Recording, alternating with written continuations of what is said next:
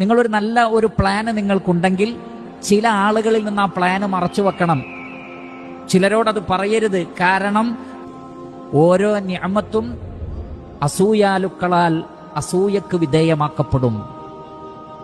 അങ്ങനെ ഒരാൾക്ക് അസൂയ തോന്നിയാൽ ആ നിഅമത്ത് നീങ്ങിപ്പോകാൻ വേണ്ടി അയാൾ പ്രവർത്തിക്കും.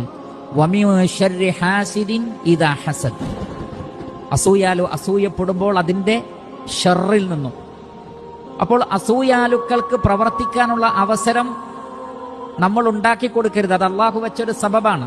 റഹ്മാനായ റബ്ബ് അത് എല്ലാം നടപ്പിൽ വരുത്തുകയില്ല. എന്നാൽ അള്ളാഹു ഉദ്ദേശിച്ചാൽ ചില ഷർറുകൾ വന്നു ഭവിക്കുന്നതാണ്. അതിന് കാരണക്കാർ നമ്മൾ തന്നെയാണ്.